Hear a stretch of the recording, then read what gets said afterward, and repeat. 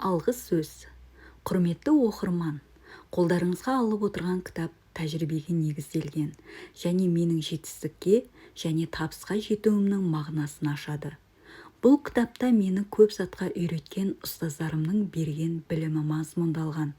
Ұстаздарым маған маңызды өмірлік ақиқатты түсінуге, жетістікке жету жолындағы түрлі қиындықтарды жеңуге және өзіме сенуге үйретті. Мен соғыс пен қайта құру нәтижесінде оқу орнының ақшасын төлей алмай, 2 жоғары оқу орнын тастап кеткен қарапайым жігіт болдым.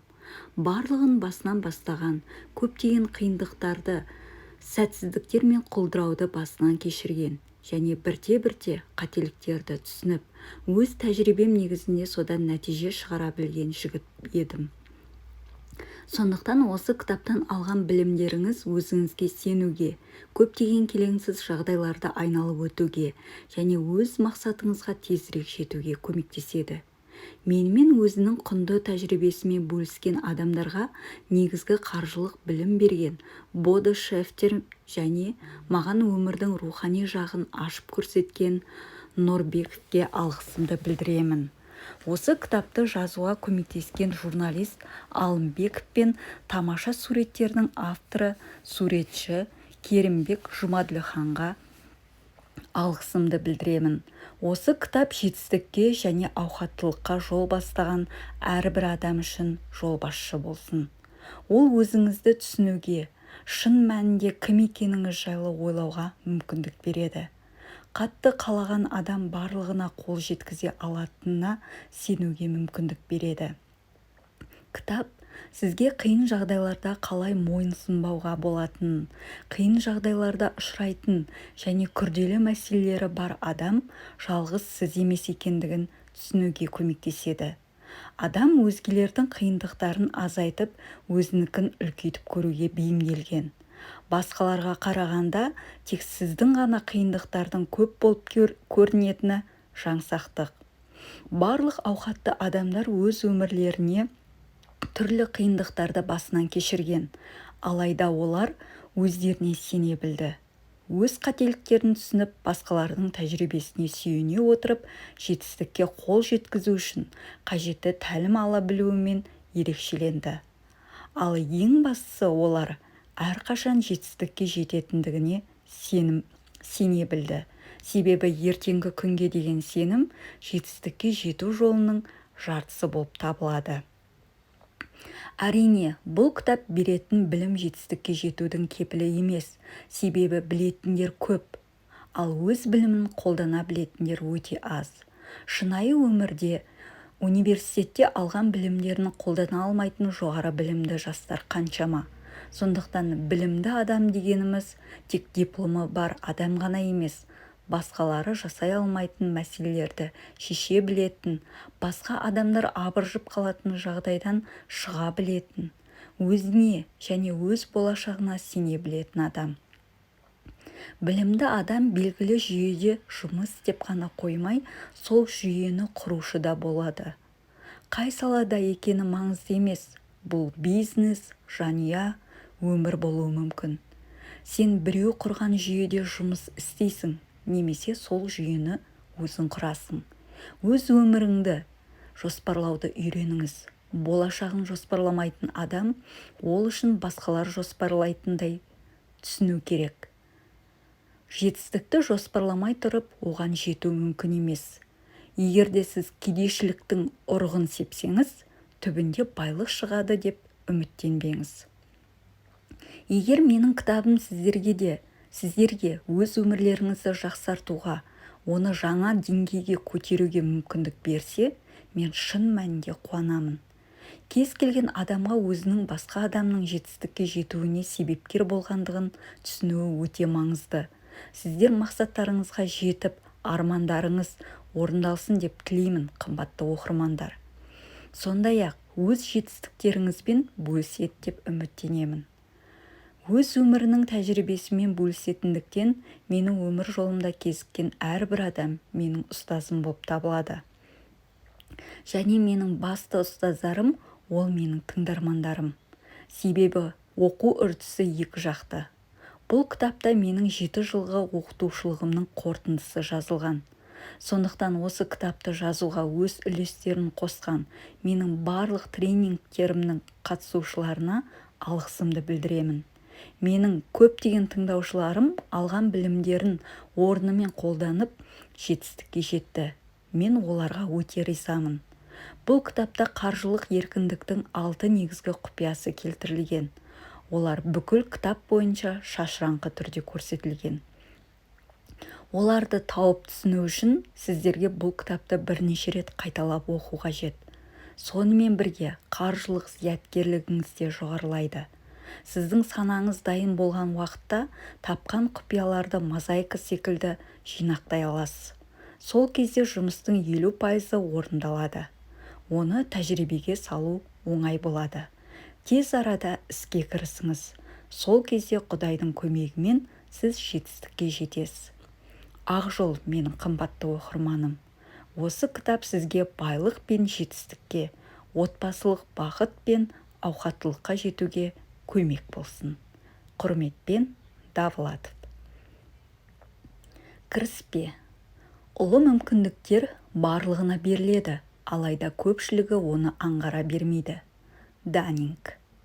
Бұл кітапты оқуды бастамас бұрын күнделікті шаруаңызды уақытша ұмытып, маңызды оқуға көңіл аударыңыз. Ал ең алдымен өзіңізге шын мәнінде бай адам болғым келеді ме деген сұрақ қойыңыз.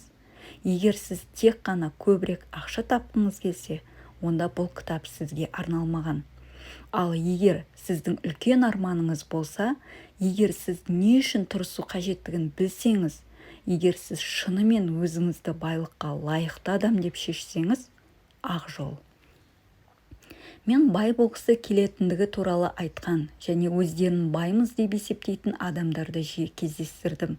Егер мен қаласам болды, бай болып кетем деп айтып жүрген адамдарды да кездестірдім. Кейде көп ақша қажет емес, себебі өмірдегі маңызды зат ол емес деп есептейтіндерді де жолықтырдым.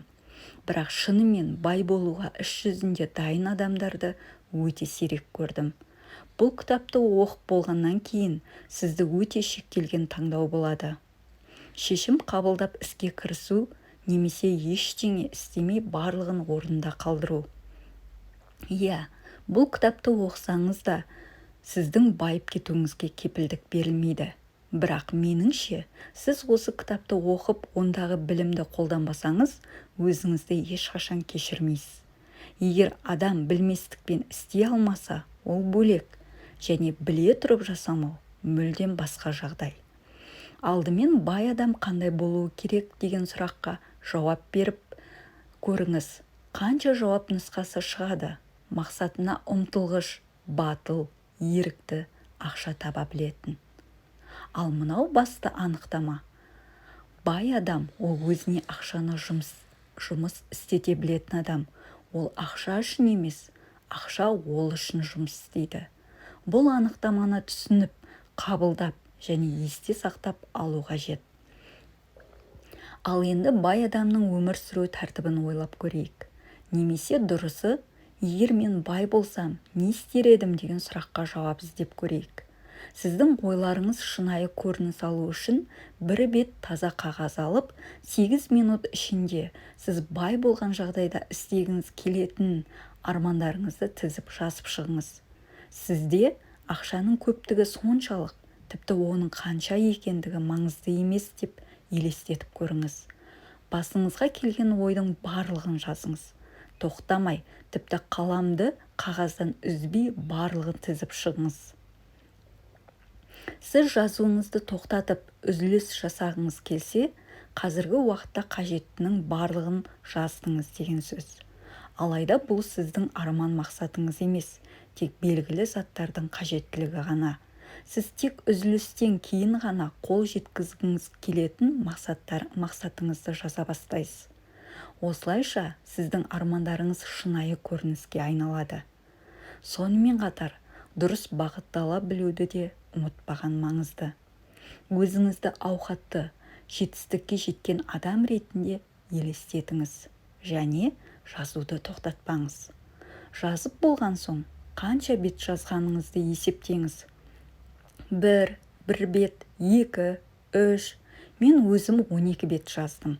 Және сол кезде ұстазым менде арман жоқ екендігін және мені оқытқысы келмейтіндігін айтты. Дегенмен, мен өзім өте маңызды заттарды жаздым деп есептедім. Ал енді өз тілектеріңізді тыныш жағдайда, асықпай және жақсылап ойланып жазып көріңіз. Ойлану, толғану үрдісі тайгада серуендеу секілді.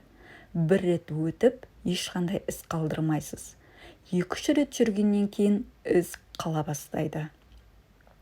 Бірақ уақыт өте келе жоғалады. 10 рет жүргеннен кейін соқпақ жол қалады. Сіздің қазіргі ойланып, елестетіп отырғаныңыз тек алғашқы қадамдар. Сіз енді ғана байлыққа соқпақ жол салудасыз. Мұның барлығын ғылыми тұрғыда да түсіндіруге болады. Біздің миымыз 36 миллиард нейроннан тұрады. Әрбір нейрон белгілі бір қызметке немесе түсінікке жауап береді. Егер сіз үй деген сөзді естісеңіз, өз үйіңізді елестетесіз. Егер қызыл үй деген сөзді оқысаңыз, міндетті түрде қызыл үйді қызыл кірпіштен салынған үйді елестетесіз. Бұл жағдайда қызыл сөзіне жауап беретін нейрон үй сөзіне жауап беретін нейронмен біріктіріледі. Егер осындай тіркесті көп рет қайталасаңыз, нейрондардың тұрақты бірігуі, тұрақты бейне орын алады. Келесі жол үй деген сөзді ғана естісеңіз де міндетті түрде қызыл үйді елестететін боласыз. Осылайша жүріп тұру стереотипі мен ойлаудың стандарттық әдістері пайда болады. Сондықтан сіз өзіңізді бай адам ретінде елестетіп, бай адамның сөзімен сөйлеп, бай адам сияқты жүріп тұрсаңыз, сәйкесінше бай адам сияқты ойлана бастайсыз. Ал бұл өте маңызды. Себебі байлардың ойлау қабілеті ерекше. Көп ақшаға ие бола тұрып, бай адамдар жұмыс істеуді тоқтатпайды. Мен қатты шаршадым. Егер менде ақша болғанда міндетті түрде демалатын едім деген сөздер кедей адамның сөздері. Көп адамдар былай дейді: менде идея көп, бірақ ақша жоқ. Мен өте ақылдымын, өте дарындымын, тіпті данышпанмын.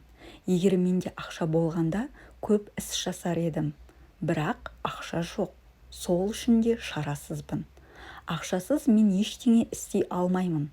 Ол адамдарға былай десең: сен қимылда, жұмысты баста, сонда ақша өзі келеді. Олар былайша жауап береді: бастапқы қаржысыз не істеуге болады? Сен алдымен маған ақша бер, содан соң мен жұмыс жасаймын. Ал ақшасыз ештеңе шықпайды. Ақша болмаса өз ісіңді жүргізу туралы армандаудың да қажеті жоқ. Мұндай адамдар бірдеңе істеу үшін, қол жеткізу үшін міндетті түрде ақшаны қажетті екеніне сенімді. Және аз ақша емес. Алайда ауқатты адамдар туралы әлемдік тарих басқаша сыр шертеді. Жетістікке жеткен адамдардың өмірін, жетістіктерін зерттеу арқылы алған білімдеріңіз негізінде олар ұстанған қағидалар мен ережелерді басшылыққа ала отырып, сіз 2-3 айдың ішінде өз кірісіңізді 30-70%-ға жоғарылата аласыз. Дәл осындай білімді сіз осы кітапты оқу арқылы ала аласыз. Дәл осындай білімді сіз осы кітапты осылайша сізде өз арманыңызды жүзеге асыруға мүмкіндік болады. Әлемде ақша да, махаббат та, бақыт та жеткілікті. Бастысы оларды ала білу қажет. Сіздің осы кітаптан оқып үйренгендеріңіз сізге дұрыс емес болып көрінуі, немесе сіздің ұстанымдарыңызға қарсы болуы мүмкін. Алайда егер сіз шынымен өз мақсатыңызға жеткіңіз келсе және армандарыңызды жүзеге асырғыңыз келсе, білім алуға, түсіністікке және жаңа ақпаратты жағымды қабылдауға көңіл бөлуіңіз керек.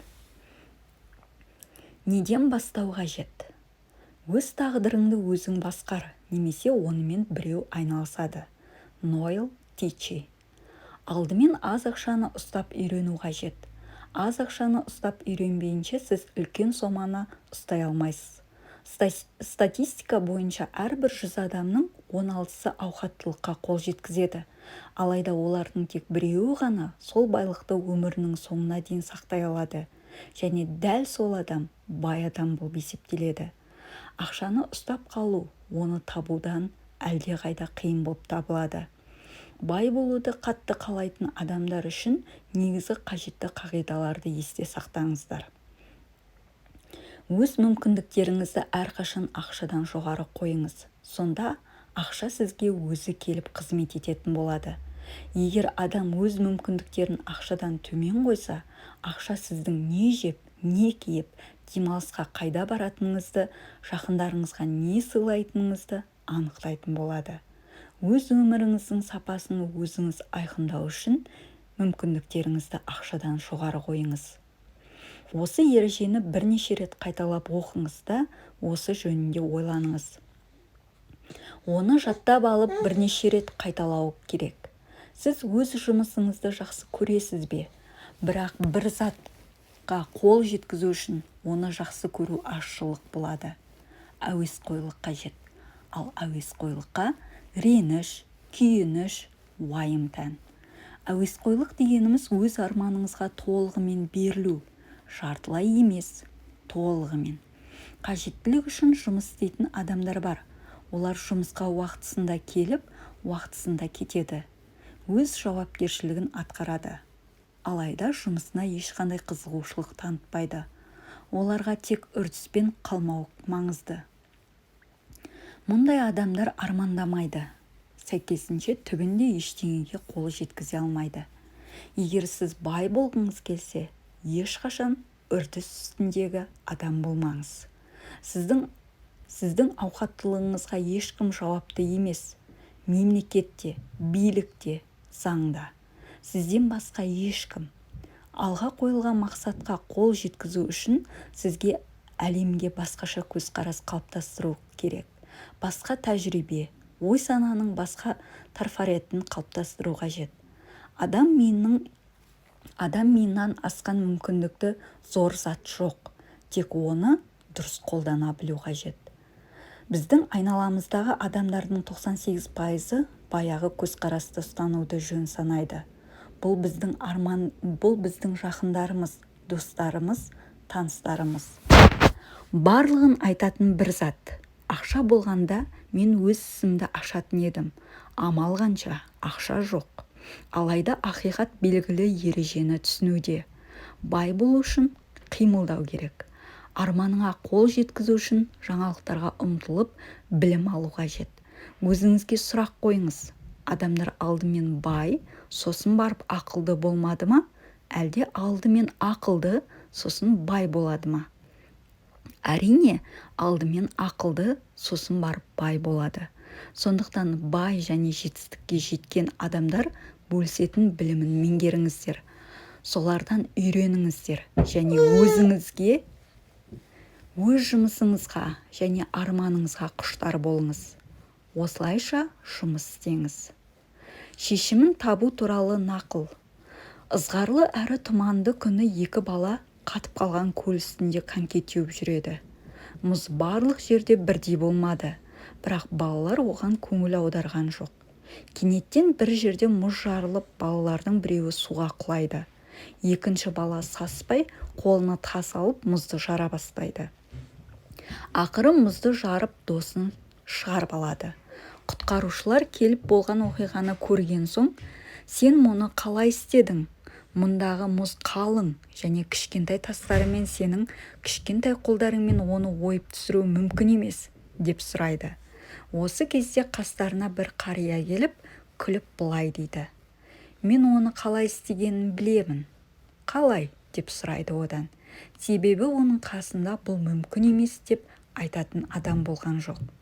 Уолт Дисней елестете алатын затыңды жасай аласың деген болатын. Қабілетті іске қосу. Адам өз мүмкіндіктерін тек қолданғанда ғана біле алады. Сенека. Бір бай адам болыпты. Оның өте сұлу қызы болады. Бай қызын күйеуге бермекші болады.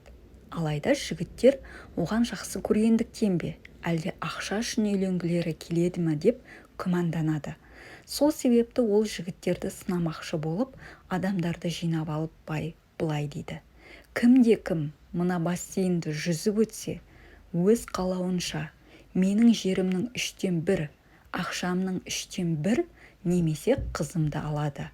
Бірақ бұл бассейнде ондаған қолтырауынның жүзіп жүргендігін білулеріңіз керек. Ол сөзін аяқтап болмастан бір жігіт бассейнге түседі. Бай таң қалады. Мұндай әрекетке бару үшін қандай батыл және қайратты болуы керек деп ойлайды. Қолтырауындар жігітті қуа жөнеледі. Жігіт тез жүзе бастайды. Жыртқыштар қуып жете бергенде жігіт одан қатты тез жүзіп кетеді. Ақырында ол бассейннің арғы бетіне дейін жүзіп шығады. Таңданған бай өкінішті кейіппен жігіттен жерінің 1/3 қалайды ма деп сұрағанда, жігіт жоқ деп жауап береді. Сонда бай: сен менің ақшамның 1/3 алғың келіп тұрған болар деп сұрайды. Бұл жолы да жоқ деп жауап береді. Бай біраз тынышталып, оң жауап алатынына сенімді түрде: сен менің қызыма үйленгің келеді ғой деп сұрағанда, жігіт тағы да жоқ деп жауап қайтарады.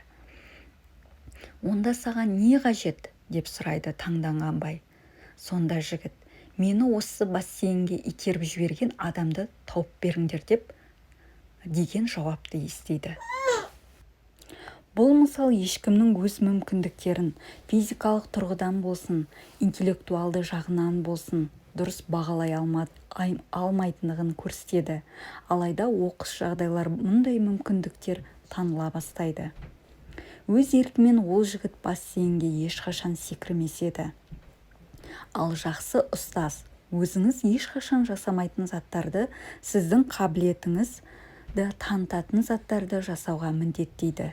Нашар ұстаз: жақсы, сен мұны ертең істесең де болады дейді. Алайда бұл сүйіспеншілік емес, бұл аяушылық. Ал хирург аянышты пациент өліміне алып келуі мүмкін. Міне, осыны есте сақтау қажет. Бай адамдар ережесі. Ал енді өзіңізді қолтырауындар жүрген бассейндемін деп ойлаңыз. Астарлы мағынада бассейн орнында қаржы саласы, ақша әлемі болуы мүмкін. Сізді ақшаны басқара алу қабілетіңіз ғана құтқара алады. Ал бұл үшін қаржы саласындағы ақша айналымының қағидаларын, заңдарын білу қажет. Дәл осы білімді мен сіздерге ұсынып отырмын. Алдымен өз өміріңізде қолдануыңыз қажет бай адамдардың бірнеше негізгі ережелерін есте сақтаңыз. Мақсат дегеніміз ұсақ идеялар немесе заттар жиынтығы емес. Ол сізді құштарлық сезіміне толтырады. Жұмыс істеп алға ілгерілеуге көмектеседі. Ақша адам секілді болып жатқан жағдайларды сезеді. Оған жақсы қарап, сыртқа серпмеңіз. Сонда ақша сізді өзі келіп қалатын болады. Өз болашағын жоспарламайтын адам өзінің өмірі басқа адамдардың қолымен жасалынатынына көнуі тиіс. Бізде бар заттар біздің істеген ісіміздің нәтижесі. Осы ережелерді сақтаңыз, есте сақтаңыз. Үй, көлік, саяжай – бұлар мақсат емес. Бұдан ары біз бұл тақырыпқа оралатын боламыз. Біз неге ақша, байлық туралы сөз қозғап отырмыз? Қолтырауыны бар бассейн туралы нақыл естеріңізде ме? Біз ақша басқаруды үйренуіміз қажет. Үлкен ақшама, аз ақшама маңызды емес. Қандай рухани адам болсаңыз да, тіпті тақуа болсаңыз да, ерте ма кеш па сізге ақша туралы ойлану қажет болады. Егер өзіңізде жол жүру үшін ақша болмаса, ешкім сіздің дипломыңызға мән бөлмейді. Ғылым докторы деген ғылыми атағыңызға да қарамайды. Осы кезде сіз өзіңіздің жағдайыңызға қынжыласыз. Екінші ережеге көңіл аударыңыз. Егер бір уақытта, бір күн ішінде өткен жылдардан артық ақша табамын деп ойлаңыз, бұл спорт жарыстарына ұқсайды. Минут ішінде шешілетін жарысты жеңу үшін спортшы көп айлар, жылдар бойы жаттығады. Сәттілік оған осы минуттарда келді деген біздің ойымыз жаңсақтық болып табылады. Жетістік ұзақ мерзімді жалықтыратын жаттығулардың, күнделікті еңбектің нәтижесі. Сондықтан есте сақтаңыз, сіздің армандарыңыз бен мақсаттарыңыз және үмітіңіз тек нақты қалаған жағдайыңызда сізді байлық пен жетістік жолына әкелетін уақыт жақындап келеді. Міне, сол кезде өзіңіз бір кездері армандаған мүмкіндіктерге жетесіз. Оларды жүзеге асыруға тырысыңыз. Осы кітапты оқи отырып, барлық жаман ойларыңызды тастаңыз, күлімдеңіз және жағымды қабылдауға бағытталыңыз. Сіздің көңіл күйіңіз және жақсы болуы тиіс. Себебі жақсы көңілде сіз барлығын дұрыс қабылдап, тез үйренесіз. Алдымен бір есте қаларлық оқиғамен бөліскім келеді. Бір кішкентай қыз анасының қасына жүгіріп келіп сұрайды: «Сен өскенде кім боласың?» Анасы ойланбастан жауап береді: «Әйел боламын». «Ана, сен неге өтірік айтасың? Сен қазір әйел емессің бе?» деді қызы. «Айтшы енді, өскенде кім боласың?» «Мен ұстаз боламын», деді анасы. «Сен қазір де ұстазсың ғой», деп таңданыспен қызы сұрағын қайта қойды. «Ана, сен өскенде кім боласың?» Осы кезде анасы өзінің қызы үшін әрдайым ана да, ұстаз да болғанын және мұның аз екендігін түсінеді. Сол уақытта ол өзінің бұл өмірде одан маңыздырақ, одан да көбірек затқа қол жеткізе алу мүмкіндігінің болғандығын сезінеді. Және осы арманды қызының көздерінен көреді. Барлық балалар өз ата-аналарын артқы қатардан емес, басты рөлде көргісі келеді. Олар бізге жоғары нәтижеге қол жеткізе алатындығымызды, өз армандарымызды жүзеге асыра алатындығымызды жеткізеді. Балалар өз ата-аналарын мақтаныш тұтқысы келетіндігі естеріңізде ме? Екі маңызды сабақ. Шәкірттер қателікті түсіндіретін адамға емес, өзіне жол көрсетуші адамға ұмтылады. Квинтилиан. Жетістікке жеткісі келетін кез келген адам үшін екі маңызды сабақ. Бірінші, жақсы жетістік бар жерде жақсы ұстаз бар. Қандай ақылды, оқыған адам болсаңыз да, ұстазсыз ештеңе шықпайды. Ұстаз сіздің арманыңызға жолды қысқартады. Кең тараған қателіктерден сақтануға көмектеседі. Ақшаны қолдануды үйретеді. Екі, егер сіз тез арада жетістікке жеткіңіз келсе, өзіңіз қаржылық істеріңізде немесе мансабыңызда өзіңіз армандаған орындағы адамдарды назарыңызға алыңыз, оны бақылаңыз. Бұл сізге тез ұстаз табуға көмектеседі. Егер сіз байқампаз адам болсаңыз, бір апта ішінде сәйкес адамды іздейтін ортаны таба аласыз. Мен Бодо Шеферге алғаш жолыққанымда мені өмірімді өзгертуге итермелейтін, шешім қабылдауға мәжбүрлейтін жағдай болды. Ол маған ойландыратын бірнеше сауал қойды. Біз біраз әңгімелестік. Содан соң ол: Мен сіз неге әлі күнге дейін бай емессіз деп ойланып отырмын деп сұрады. Ол мен бай болғым келеді ме, немесе мен қалай бай болуды білемін деген сұрақтар қойған жоқ. Жоқ, ол неге мен әлі бай емес екендігімді сұрады. Маған қойып отырған сұрақтарын кезінде өзіне ұстазы қойғандығын айтып өтті. Бұл сұрақтар келесідей. 5 зерделі сұрақ. 1. Егер сіз ойда жоқта жұмысыңыздан айырылсаңыз, кірісіңізден бар ақшаңызбен қанша өмір сүре аласыз? Барлық ортақ шығынды есепке алыңыз. Тамақ, киім-кешек, коммуналдық қызмет, қажет сапарлар және тағы басқа сіздің шығарған қорытындыңыз. Сіздің қазіргі уақытқа дейінгі өміріңіздің нәтижесі. Егер бұл нәтиже сізді қуанта алмаса, демек сізге өміріңізге және кірісіңізді бөлуге деген көзқарасыңызды өзгерту қажет. Ақша, көлік, кілемдер, тұрмыстық техникасы сияқты заттарға қарағанда басқа сезімге бөлейді. Егер сізге ақша болмаса, сіз кілемдеріңізді сатуға бармайсыз. Бұл сіздің ойыңызда да келмейді. Ал егер ақшаңыз болса, сіз өзіңізді еркін әрі сенімді сезінесіз. Айтпақшы, бұл сұраққа көптеген адамның жауабы қуантарлық емес. Себебі адамдар ұзақ жылдар бойы жұмыс істей келе, қартайған уақытында дымсыз қалып жатады. Мен әртүрлі мемлекеттерге сапар шегемін және ересек жастағы шәкірттерім немерелеріне көмектесе алып, өздері де ғанибет алып, өмір сүретіндей білім беремін. Менің ұстазым, мен алғаш қадамнан бастадым және өз өмірімде жоғары деңгейге жеттім. Мен сенің жоқтан бастауыңды қаламаймын. Одан да менің білімімді, тәжірибемді ал да қолдан. Жоғарырақ деңгейден баста, менің деңгейімде тоқтама. Ары қарай жылжы. Өмір әрқашан қызық, әрі мазмұнды болуы тиіс деген болатын. 2. Сіз ақшаны жеткілікті дәрежеде жинайсыз ба? Сіздің ойыңызша, сіз одан да көбірек жинай аласыз ба?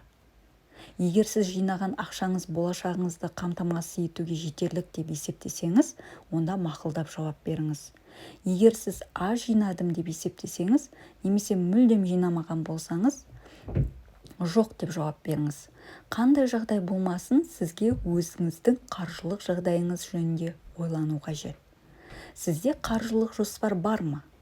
Көпшілігі жетістіктің негізі жақсы қаржылық жоспар деп есептейді. Егер жоспарыңыз болса, жақсы. Менде де қаржылық жоспар болған, алайда бұл ақшаны жұмсауға байланысты жоспар еді. Менің ақшам әлі болған жоқ, бірақ мен не сатып алу қажеттігін алдын ала жоспарлап қойдым. Жоспарым келесідей еді. Мерзімі 2 аптадан соң не сатып алу, қайда жұмсау.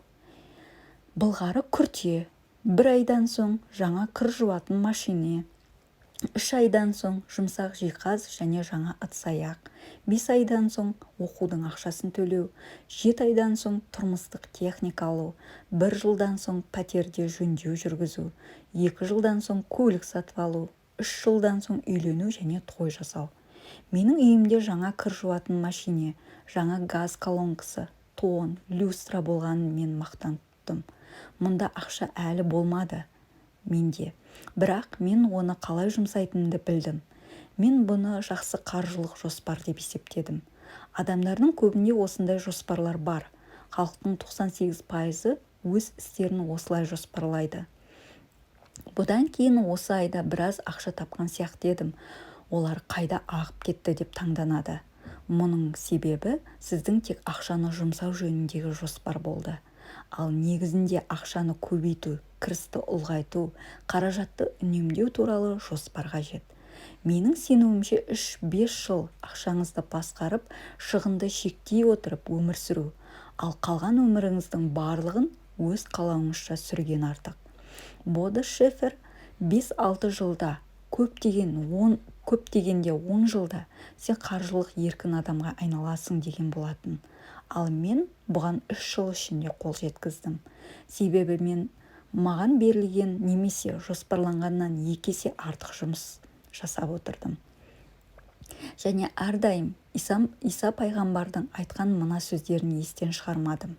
Мен басқа пайғамбар мен қасиеттілердің айтқанына қарсы емеспін, бірақ олар айтқаннан 2 есе артық жасауым керек. Мен де солай істедім. Тапсырма берілгенінде мен одан 2 есе артық жасадым. Кеңес алу үшін оқытушыға 1 рет келу керек десе, мен 2 рет бардым. Және осылардың барлығы маған 3 жыл ішінде мақсатыма жетуіме көмек берді. Осы қағиданы сізде есіңізде сақтаңыз. Ондай жағдайда сіздің барлық жоспарларыңыз орындалады. Бастысы, өзіңіздің тек жақсыға лайықты екендігіңізді білу. Адам өзін кім деп есептесе, сол болып табылады. Сіз өзіңізді кім деп есептесеңіз, айналадағылар да сізді солай қабылдайды. Өзіңізді қалай сезінсеңіз, айналадағылар да сізді сондай қатынаста болады. 4. Өзіңізді салған салымыңыздың пайызына өмір сүріп жүрген уақытта елестете аласыз ба? Бұл ақша сізге қызмет істейтін уақыт. Ол кезде кіріс шығыстан артық болады және инвестициялау үшін бос қаражат қалады. Жауабын ойланып көріңіз және жағымды нұсқасын ойланып көріңіз. Қиялыңызды пайдаланыңыз және тек оң ойларды есте сақтауға тырысыңыз. 5. Сіз өз еңбегіңізге лайық ақша аламын деп есептейсіз бе? Біреулер иә деп жауап берсе, біреулер одан артыққа лайықпыз деп есептейді. Бірақ ең бастысы, мұндай сауалдар сіздің ішкі жағдайыңызды мүлдем өзгертеді. Егер сіз шынымен қаласаңыз, өміріңізді жақсы жағына қарай өзгерте алу мүмкін деген үміт пайда болады. Егер сіз бұдан да көп ақша таба аламын десеңіз, орныңыздан тұрып, еңбек етіп, ақша табыңыз. Бастысы, өзіңіз үшін өз мақсаттарыңызға жететіндігіңізді, жете алатындығыңызды, өзіңіз қалаған өмірді сүруге лайық екендігіңізді шешу. Бұл 5 негізгі сұрақ сізге өз жағдайыңызды түсінуге, өткеніңіз туралы ойлануға, қазіргіңізді түсінуге, болашақтағы басты мақсаттарыңызды анықтауға мүмкіндік береді. Сізге оңай болу үшін қосымша бірнеше сұраққа жауап беріп көріңіз. Егер сіз көбірек ақша тапсаңыз, сіздің өмір сүру деңгейіңіз жоғары болар ма еді? Егер сіз жұмысыңызды беріліп жасасаңыз, сіздің өміріңізде қандай болар еді? Сіздің өміріңіздің сапасы қазіргіден артық болар ма еді? Енді сізге өз жауаптарыңыз туралы ойланып, шешім қабылдау қажет. Сіз өмірде өзіңіз үшін барлығы оңай болғанын қалайсыз ба? Жоқ, барлығы өте жақсы болу үшін тырысуыңыз. Оңай жол үлкен мақсаттарға жол ашпайды. Сізде қиын мәселелердің аз болғанын қалайсыз ба? Жоқ, одан да өз шеберлігіңізді шыңдай түсіңіз. Мәселелер қалсын. Егер сіз шебер болсаңыз, бұл тек алдыңыздан шыққан күрделі мәселелеріңізді шешілу негізінде ғана мүмкін болады. Бұл мәселелер сізді сонша ақылға үйретеді. Әйеліңіз, күйеуіңіз, туыстарыңыз, достарыңыз, әріптестеріңіз талапты азырақ қойғанын қалайсыз ба? Талаптардың аз болғаны әрине жақсы.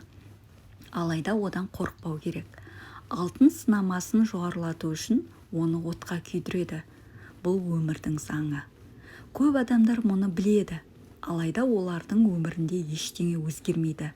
Олар ештеңе өзгерткісі келмейді, себебі олар кедейлік үйреніп қалған. Немесе олар кедейлікке мойынсұнып кеткен.